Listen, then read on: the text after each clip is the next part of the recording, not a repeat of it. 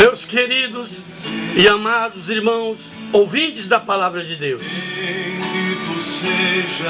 quero que preste atenção nesse tema que irei abordar nesse momento. E esse tema que irei abordar aqui vai soar um pouco estranho aos seus ouvidos, porque eu irei abordar o tema a respeito dos templos e das igrejas que se constroem em todo lugar. E vai soar um pouco estranho aos seus ouvidos, porque nós fomos acostumados e ensinados a chamar templo de igreja. E na Bíblia são duas coisas totalmente diferentes. Mas por um gesto de humildade, ouça com atenção e depois tire suas próprias conclusões. Templo na Bíblia era um lugar sagrado, reservado especialmente para o culto religioso. O primeiro templo na Bíblia, o lugar sagrado para o povo se reunir para adorar a Deus, foi feito por Moisés. Foi chamado de tabernáculo. Por que tabernáculo? Porque era móvel. O povo de Israel amontavam e desmontavam para seguir viagem rumo a Canaã, prometida por Deus. Leia isso.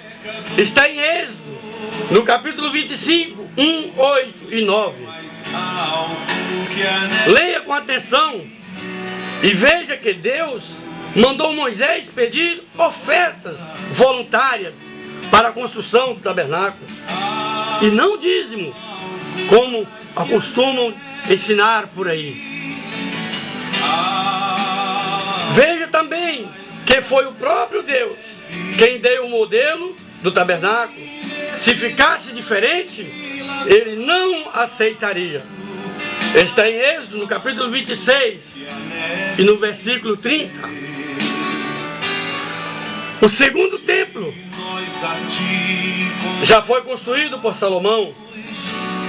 O povo de Israel havia chegado em Canaã, já tinha tomado posse nas terras, e assim não precisariam amontar e desamontar o tabernáculo. Passou-se a época dos juízes,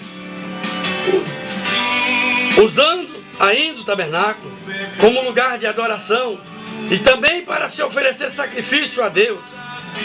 O povo rejeitou os juízes e pediu a Deus um rei. O primeiro rei foi Saul. Durante todo o reinado de Saul ainda se usou o tabernáculo. Mas pela desobediência de Saul, Deus o rejeitou como rei e passou o trono a Davi.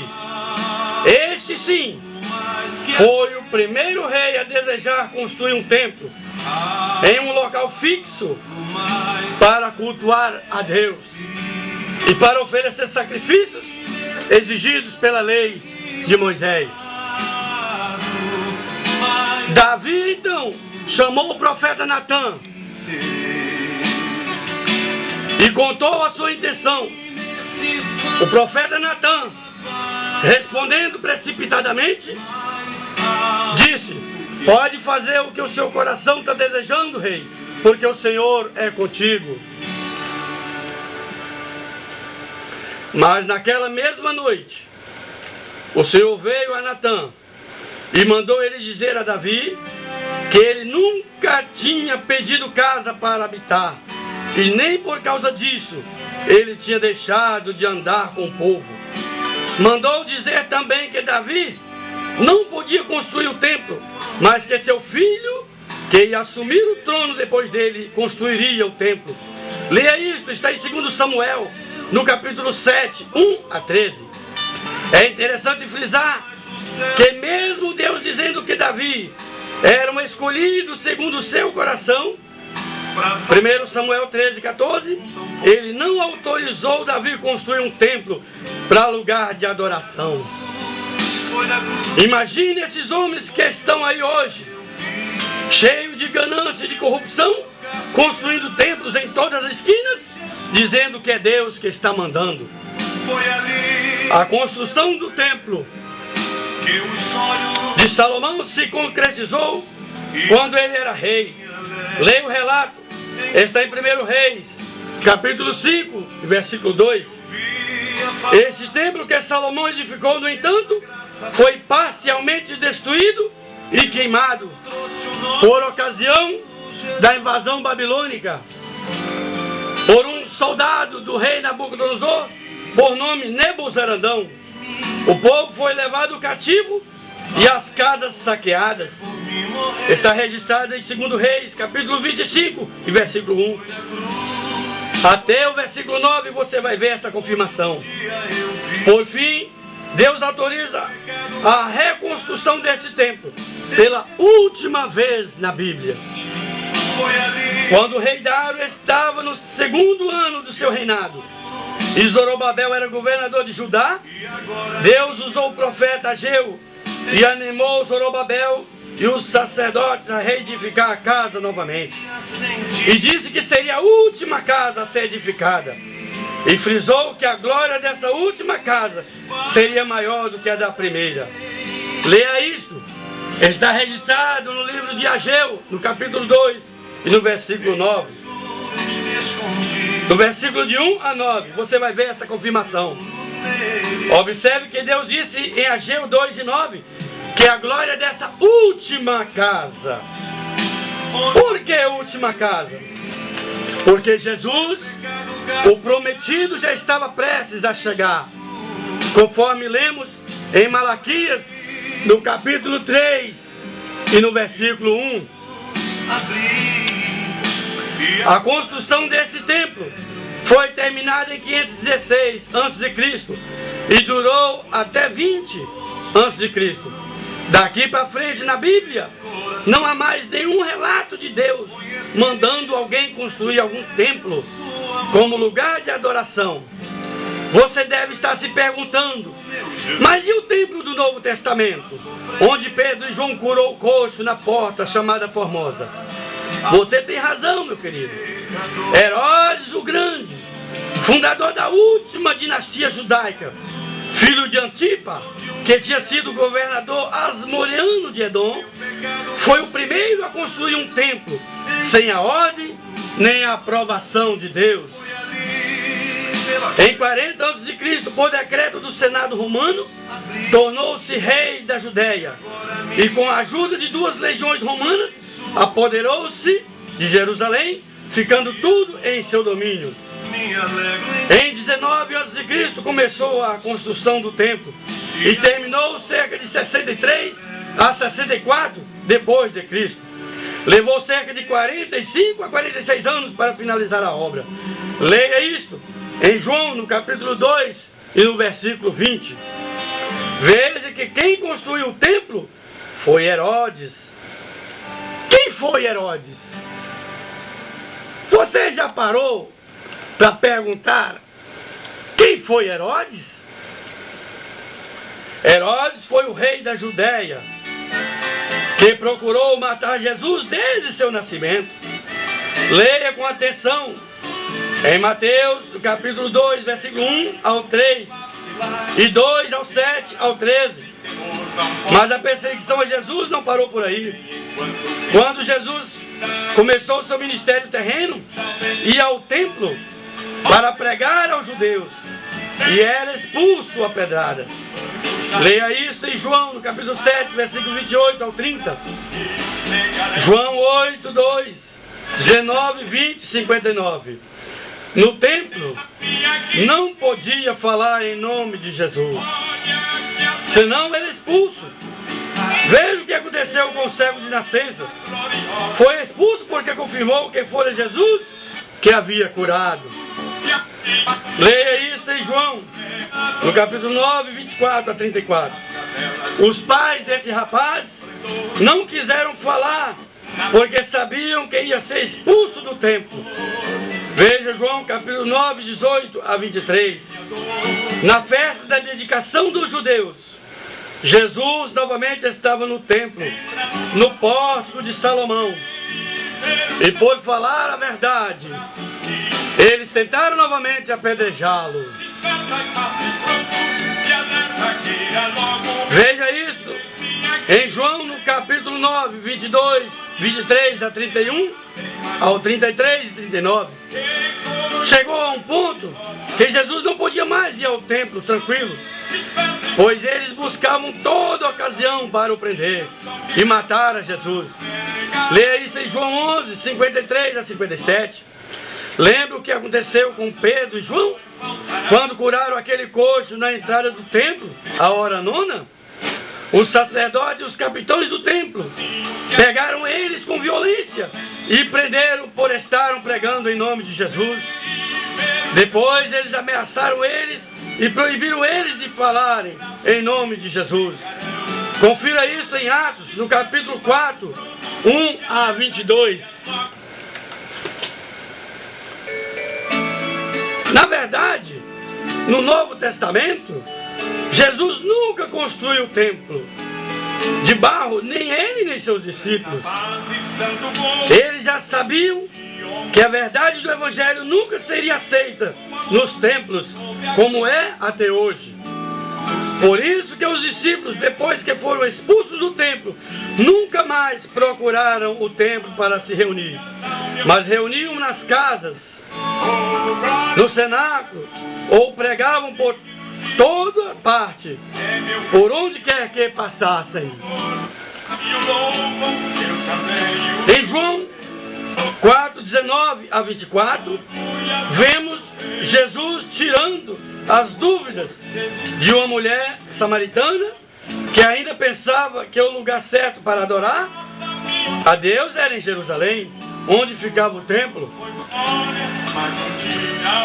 Jesus disse que agora nem nos montes, nem em Jerusalém era o lugar certo para adorar, mas que o Pai é Espírito e podemos adorar em Espírito e verdade, em qualquer lugar, se quisermos ser verdadeiros adoradores. No tempo da lei, na antiga aliança, tinha realmente o templo, a casa de Deus, mas hoje na graça, a casa de Deus somos nós. Hoje na graça nós que somos a casa de Deus. Veja essa confirmação em Hebreus 3, 5 e 6. O apóstolo Paulo, já conhecendo o verdadeiro sentido do cristianismo, afirmou que Deus não habita em templos feitos por mãos de homens. Confira isso em Atos capítulo 17 e no versículo 24. Paulo disse que na verdade Salomão edificou uma casa para Deus a pedido de Davi seu pai, mas que Deus não habita em templos feitos por mãos de homem algum. Veja essa confirmação em Atos capítulo 7, versículo 46 a 48.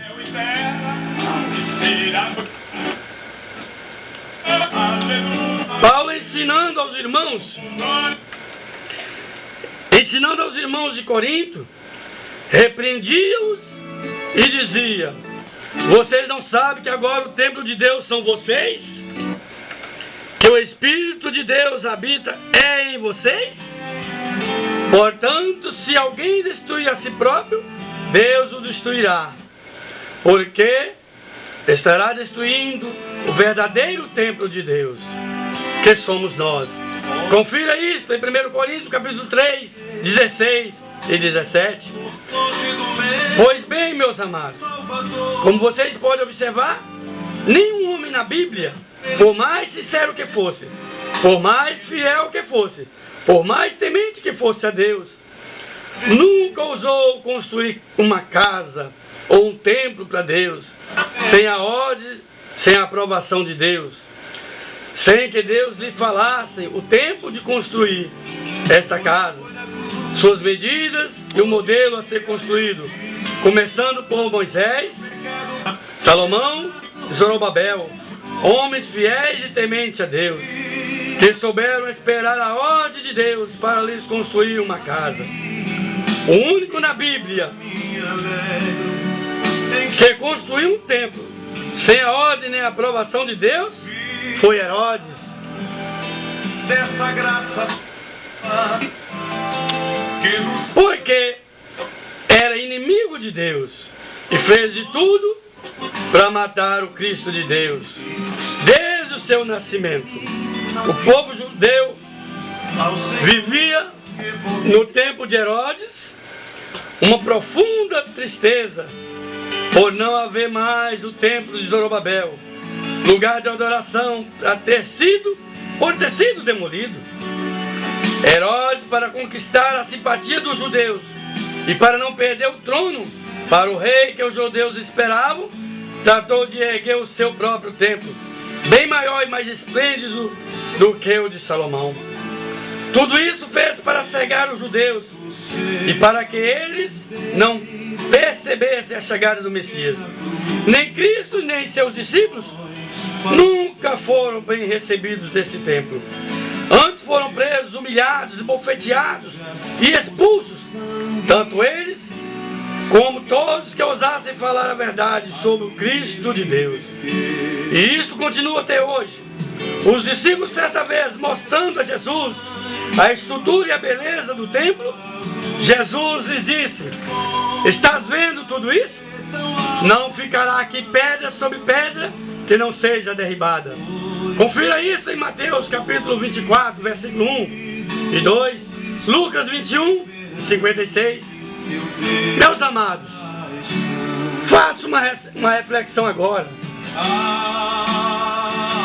e veja como que esses templos de Herodes, inimigos de Deus, têm se espalhado por toda a terra, por todas as capitais, por todas as cidades, por todas as esquinas, com seus pastores dominadores unidos em seus discursos, em um só propósito, o de extorquir dinheiro de seus fiéis.